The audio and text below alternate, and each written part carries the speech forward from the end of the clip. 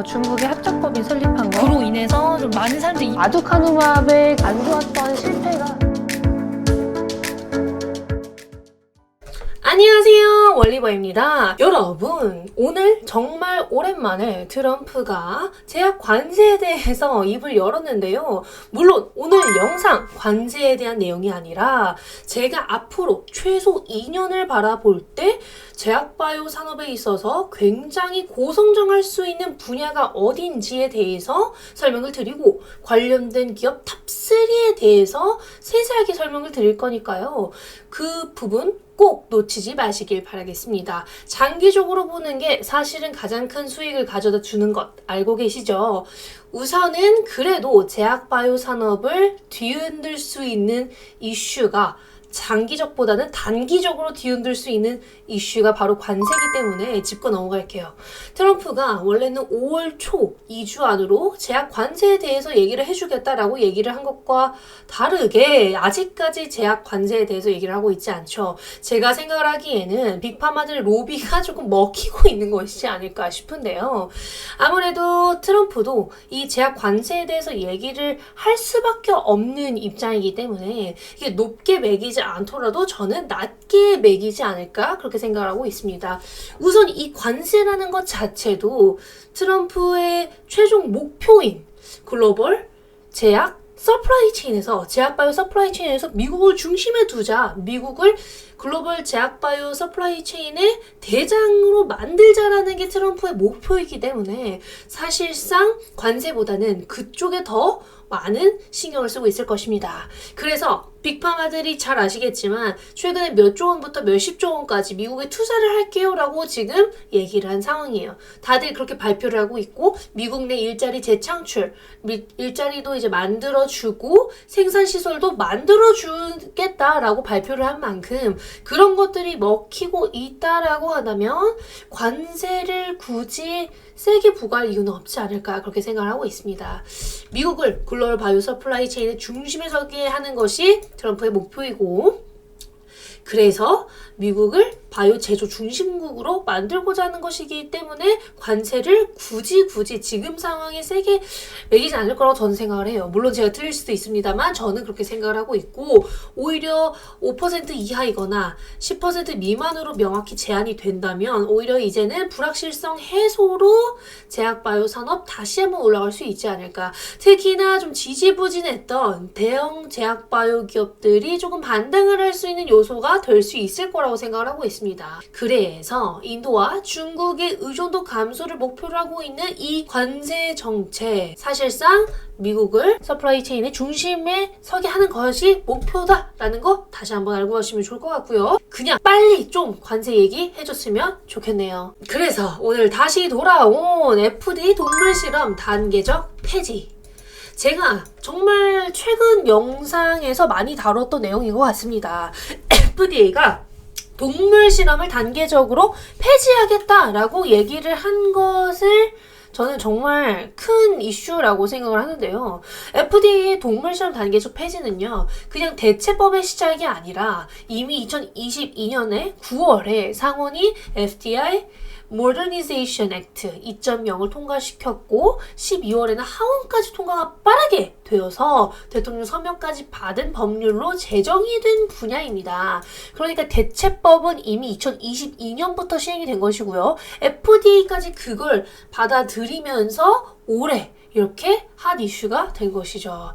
그렇기 때문에 이제는 New Approach Methodology, 그러니까 동물 실험을 대체할 수 있는 방식, 기술들에 대해서 정말 장려가 많이 될 거라고 기대를 하고 있어요. 장기적으로는 이 프로젝트가 저는 정말 커질 수밖에 없는 분야라고 생각을 하고 있고, 진짜 심플하게 생각을 했을 때 쥐나 인간의 면역세포 자체도 다르고, 뇌 실험을 할 때도 쥐나 사람의 실험을 대체를 하는 것 자체가 사실상 너무 어려워요.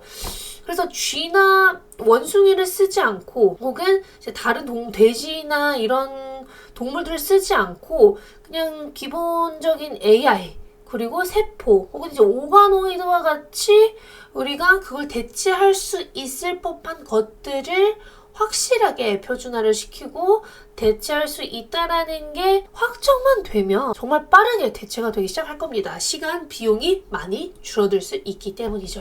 그래서 정확한 가이드라인도 하반기에 나올 거라고 예상이 되고 있고요. 2026년부터는 어느 정도 표준화가 시행이 될 수 있을 거라고 생각합니다. 이 대체법에 사용이 될 수 있는 기술들, 방식들에 대해서 표준화가 어느 정도 얘기가 나오겠죠. 그리고 2030년까지 단계적으로 전환이 될 예정이기 때문에 저는 26년부터 훨씬 더 빠르게 성장할 수 있을 거라고 기대를 하고 있습니다. 그래서 장기적으로는 관련해서 사람 세포 개발 기업, 세포 분석 기업, 오가노이드는 작은 장기 모형이라고 저번에 말씀을 드렸죠. 진짜 실제 장기가 아니라 모형을 뜻합니다. 그리고 오가노이드를 분석할 수 있는 기업, 거기에 AI 모델링 혹은 AI 기반의 신약 개발 플랫폼 기업들까지 이 애플이 동물 실험 단계적 폐지 그리고 이미 통과가 된 2022년 FDA Modernization Act 2.0의 수혜를 받을 수 있는 기업들은 올해부터 앞으로 장기적으로 보시는 게 정말 좋을 것 같습니다. 단기 말고 장기이기 때문에 롱런을 하고 싶으신 분들이 보시면 좋을 것 같고요. 아직까지는 대부분 다 작은 기업들이고 적자 기업들이기 때문에 그런 부분에 대해서 조금 리스키하지 않나 라고 생각하신 분들은 다음 시간에 제가 더 큰 기업들, 조금 더 안전하다고 생각을 하실 수 있는 기업들에 대해서 설명드리도록 하겠습니다. 우선 제가 생각하는 국내 상장사 중에서 FDA 동물실험 대체법 혹은 관련해서 이 큰 법안의 틀 안에 있는 이 글로벌 큰 트렌드에 속할 수 있는 세 기업을 먼저 가져왔습니다. 큐리옥스 바이오시스템즈, 토모큐브, 지너스. 이 세 기업 모두 장비 기업이에요. 장비 기업이고 분석을 하는 장비를 보유하고 있는 기업들입니다. 데이터도 많고요. 장비를 자체적으로 보유하고 있기 때문에 그걸로 분석도 하고 그 데이터도 쌓이겠죠. 그래서 이 세 기업은 이 트렌드에 가장 적합한 기업들이라고 할 수 있겠고요. 우선 큐리옥스 바이오시스템즈부터 설명을 드리고 넘어가도록 하겠습니다. 큐리옥스 바이오시스템즈는요. 세포 분석 공정의 세포 세척 과정을 자동화하는 장비 기업입니다. 연구기관이나 대학교에 대부분 아직은 들어가 있는 상황이고 이제 유럽의 빅파마들, 미국과 유럽의 빅파마들과의 첫 발주 계약을 이제 체결을 하고자 하는 혹은 몇 개는 체결을 한 그런 기업입니다. 초반에는 테스트 혹은 익숙해지기까지 정비의 과정이 필요한 기업이기 때문에 시간이 지나면서 그런 레퍼런스가 쌓이고 그런 게 쌓이기만 한다면 나중에 모든 기업들이 다 쓸 수 있는 장비라는 뜻이에요. 그래서 시간이 지나면 수주 금액이 기하급수적으로 올라갈 수 있는 상황이다. 그렇기에 지금은 수주 금액보다는요, 누구와 계약을 하는지가 훨씬 더 중요하다라는 걸 알고 가시면 좋을 것 같아요. 그리고 장비 매출이 증가할수록 소모품, 플레이트나 부속품 매출이 시너지 효과를 낼 수 있거든요. 잘 아시겠지만 이런 장비 기업들 말고 미용기기 업체들도 장비 팔면 소모품 매출 계속 따라 올라가잖아요. 그렇게 생각하시면 좋을 것 같습니다.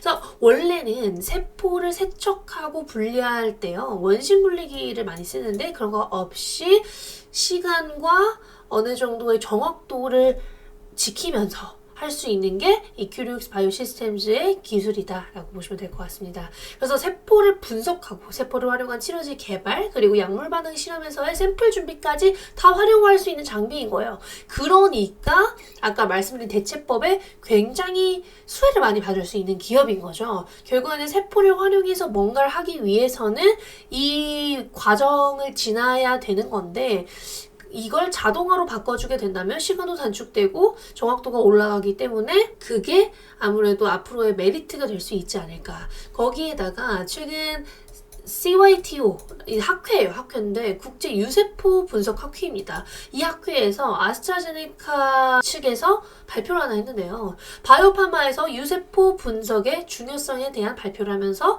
비용 절감 그리고 정확도 증가에 대한 거에 대해서 이제 되게 자랑을 막 했어요. 근데 이게 뭐 자기네 장비를 사용한 게 아니라 이 큐리옥스 바이오시스템즈가 지금 갖고 있는 장비와 동일한 장비, 이 세포 분석 공정 자동화, 이 솔루션에 대해서 자랑을 한 거죠. 이걸 사용했더니 막 비용도 많이 절감되고 정확도도 많이 증가했다 이렇게 하면서 막 자랑을 한 거예요. 그래서 이제 이걸 활용한 신약 연구 그리고 분석 방법을 소개했습니다. 이걸 보면 이제 큐리오스 바이오 시스템즈와 아스트라제네카가 계약할 수 있지 않을까라는 기대감도 당연히 올라올 수 있을 것이고 많은 분들이 기대를 하고 계실 건데요. 아무래도 가장 좀 기대를 해볼 만한 요소라고 저도 생각을 합니다. 거기에 더불어서 큐리오스 바이오 시스템즈가 뭐 빅파마나 대형 바이오 기업과 계약을 한 번도 하지 않았었던 거면 모르겠는데 그래도 나름 다나허라는 대형 바이오 기업과 진단 실험장비 자회사 다나와의 실험장비 자회사와 세포분석 공정 자동화와 솔루션 제공을 위해서 파트너십을 체결한 바가 있어요. 그래서 결국에는 그게 나중에 더 큰 수주로 이어질 수 있고 그 솔루션이 하나 제대로 자리를 잡게 되면 그게 나중에 더 큰 매출로 이어질 수 있겠죠. 다만 이제 리스크가 하나 있습니다. 리스크가 하나 있는데 7월 27일 전환사채 청구 가능 물량이 정말 많다라는 거예요. 제가 듣기로는 이제 5% 정도라고 알려져 있는데 전환사채 물량도 꽤나 많고 오버행 물량도 많습니다. 근데 이제 오버행 물량이 최근에 좀 많이 해소가 된 듯해서 그 부분은 조금 좋게 생각을 하셔도 좋을 것 같고요. 또 하나 아쉬운 부분은 표준화가 굉장히 오래 걸릴 수 있다는 거예요. 기존 방식들이 사실은 자동화가 필요하진 않습니다. 이미 빅파마들 혹은 연구소들이 진행을 하고 있었던 세포 분석 공정의 세포 세척 과정이 어려운 건 아니기 때문에 그냥 노가다지 어려운 건 아니기 때문에 이게 뭐 로스가 있다고 하더라도 모두가 할 수는 있는 분야예요. 다만 장기적으로 봤을 때는 큐리오스 바이오 시스템즈의 장비로 바꾸는 게 좋겠죠. 그래서 장기적으로는 이 길이 맞는 길이긴 한데 지금 당장은 안 바꿀 기업들이나 연구소들이 많을 거다. 그러니까 시간이 조금 걸릴 거다. 이게 자동화로 바뀌고 좋은 장비를 들이는데 시간이 조금씩 걸리거든요. 그래서 그런 표준화가 되기까지의 레퍼런스 이게 세상으로 뻗어나갈 때까지의 기간이 조금은 더 오래 걸린다는 것. 근데 그걸 빼고 정말 장기적으로 봤을 때는 훌륭한 기업인 거죠. 그 다음으로는 토모큐브입니다. 토모큐브는요. 오가노이드 분석 장비 기업입니다. 근데 비바이오 쪽, 유리기판 쪽에서도 최근에 수주가 나오고 있어요. 그래서 바이오 플러스 비바이오까지 매출이 생각보다 빠르게 올라올 수 있을 거라고 기대를 받고 있는 기업입니다. 26년에는 흑자 전환을 하지 않을까? 그렇게 생각을 하고 있는 상황인데요. 우선은 FDA 대체법에 가장 큰 수혜를 받을 수 있는 이유, 오가노이드를 아주 잘 분석하는 장비를 보유하고 있습니다. 아무래도 2세대의 기술, LED를 접목시킨 이 기술을 보유하고 있는 건 토모큐브가 전 세계에서 유일하기 때문에 오가노이드 3D 분석의 기술력으로는 거의 글로벌 탑이지 않을까 그렇게 기대를 하고 있고요. 동물 실험을 대체할 수 있는 인허가 표준 기술 확보에 곧 도달할 수 있을 거라고도 기대를 하고 있는데 그 이유가 미국 NIH 산하에 있는 NCATS 동물 실험 대체법 관련 기관에서 토모큐브와 공동 연구를 현재 진행 중입니다. 그래서 앞으로 가이드라인이나 그런 게 생길 때 토모큐브가 조금 그 부분에 대한 수혜를 직접적으로 받을 수 있지 않을까 그렇게 기대를 하고 있고요. 올해 초쯤에 글로벌 빅파마 있잖아요. 정말 큰 빅파마 R사와 리을사와 오가노이드 배양 기술을 체결했거든요. 오가노이드 배양 기술 계약을 체결을 했고 배양 기술에다가 이걸 분석할 수 있는 최적화된 장비 세트를 개발하고 있어요. 그러니까 이걸 두 개를 세트로 해서 나중에 팔고자 하는 게 이 기업의 목표인 건데 그렇게 되면 이 오가노이드 배양된 것에 이 장비를 활용을 했을 때의 결과 그리고 그걸 사용을 했을 때가 만약에 표준화가 된다면 앞으로 이 대체법이 아니라고 하더라도 뭔가를 분석할 때 오가노이드를 분석할 때 이 장비로 하는 게 베스트다라는 인식이 생기겠죠. 그럼 이거 두 개를 세트로 팔 수가 있는 거예요. 그럼 시장성도 훨씬 더 좋아질 것이고 이 기업의 가치도 높아질 수 있겠죠. 그래서 내년 하반기에 이 리을사와의 공동연구 결과가 발표될 예정입니다. 이게 좀 가장 기대되는 부분인 거고요. 심플하게 FDA 동물실험 대체법에 있어서 오가노이드 분석 표준화 가능성이 높기 때문에 기대를 많이 받는 기업인 거죠. 거기에다가 돈을 많이 못 버는 것도 조금 아쉬운 부분이었는데 최근에 수주 그리고 매출이 정말 빠르게 올라와주고 있고 본업인 바이오도 잘 되는데 비바이오 쪽, 유리기판 쪽이 각광을 받고 있습니다. 오가노이드 분석 장비라고 하면 3D고 시스루가 가능한 거잖아요. 안쪽까지 다 볼 수가 있어요. 유리의 안쪽까지 볼 수 있다라는 거예요. 안쪽까지 볼 수 있기 때문에 3D로 분석이 가능하다는 점을 이용할 수 있는 것이고, 미세 수준의 굴절률 변화 감지, 그러니까 미세 결함, 내부 크랙 같은 걸 이 장비로 다 볼 수가 있습니다. 근데 아직은 이 IT 쪽에서 그런 걸 할 수 있는 장비가 많이 없대요. 그래서 토모큐브의 장비가 그 역할까지 할 수 있다. 그래서 비바이오 쪽의 수주도 빠르게 올라올 수 있을 것이다. 그렇게 기대를 하고 있습니다. 다만 가장 큰 리스크라고 할 수 있는 것은 이 리을사와의 공동계약이 잘 되지 않는다라는 점일 수 있겠네요. 마지막으로는 지니너스입니다. 제가 앞서 설명드린 두 기업 그리고 지니너스까지 다른 영상에서도 좀 들어보셨을 법한데요. 지니너스의 경우에는 조금 더 상세하게 제가 설명을 드렸었던 바가 있기 때문에 만약에 오늘 설명으로 좀 부족하다 하시면 옛날 영상도 찾아보시길 추천드리겠습니다. 일단 지니너스 싱글셀 분석 국내 1등 기업이라고 할 수 있고요. 아시아권에서도 거의 1등이라고 알려져 있습니다. AI 기반의 신약 개발 그리고 FD 동물실험 대체법을 위한 데이터를 확보하기 위해서는 싱글셀 기반, 세포 하나하나 기반의 데이터, 유전자 데이터가 필수적이라고 할 수 있어요. 그 데이터가 매우 중요하기 때문에 앞으로 이 싱글셀을 분석할 수 있는 기업들, 이 분석한 데이터가 쌓여서 알고리즘을 보유하고 있는 기업들, AI 플랫폼을 보유하고 있는 기업들이 굉장히 각광받을 거고요. 지니너스가 물론 아시아권에서만 거의 탑티어고 미국 쪽에서는 테넥스라는 기업이 거의 싱글셀 분야를 리딩하고 있지만 아시아권에서는 지노스가 리딩을 하고 있고 데이터도 지노스가 대부분 다 보유하고 있기 때문에 정말 뭐 인수가 돼도 이상하지 않을 거라고 저는 생각을 합니다.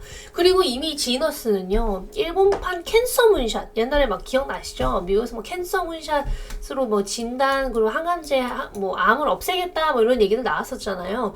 일본판 캔서 문샷이 또 있습니다. 몬스타 프로젝트가 있는데 이 몬스타 프로젝트에 참여를 했고 그때 일본의 대형 제약사들 그러니까 글로벌 빅파마라고 할 수 있을 수준의 일본 제약사들이랑도 이제 또 안면을 다투고 얘기도 많이 해보고 지금 수주 계약 임박을 앞둔 기업도 하나 있습니다. 그 나머지 기업들도 계속해서 지속적으로 태핑을 하고 있기 때문에 보시면 좋을 것 같아요. 거기에다가 최근에 한국의 빅바이오 기업인 시옷사와 첫 수주 계약을 완료했어요. 근데 이게 지너스가 물론 적자 기업이긴 하지만 매출은 조금 나오기 때문에 매출의 10%가 되지 않아서 공시 요건은 아니에요. 그래서 공시를 하진 않았지만 이게 초기 단계랑 시간이 지나면서 규모가 좀 커지게 되면 나중에 좀 공시를 하지 않을까. 그래서 지속적으로 이게 수주가 커질수록 점점 매출은 빠르게 커지는 구조다 이렇게 보시면 될 것 같고요.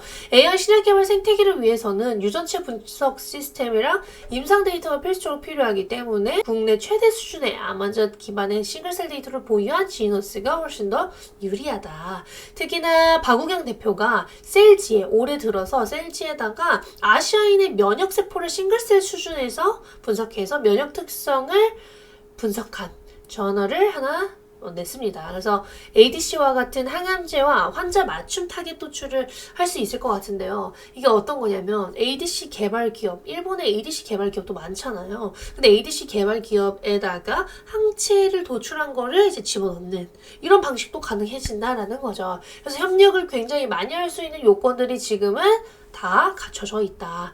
그런데 이제 리스크라고 하면 좀 큰 리스크라고 하면 너무너무 스몰캡이다. 1,000억 원 언더이기 때문에 기관들이 사기도 조금 어렵고 어느 정도 작은 기업이기 때문에 있는 리스크들이 있을 수 있다는 거고요. 두 번째로는 7월에 많은 분들이 기대를 하고 있으신 게 일본 대형 제약사와의 계약인데 이게 지연이 될 경우에는 조금 타격이 클 수 있다 이렇게 봐주시면 될 것 같습니다. 거기에다가 이제 지니어스의 경우 돈이 없는 거 아니에요 이러실 수도 있는데요. 최근에 한투파가 이제 CB에 참여를 하면서 그 부분은 다 해결이 되었습니다.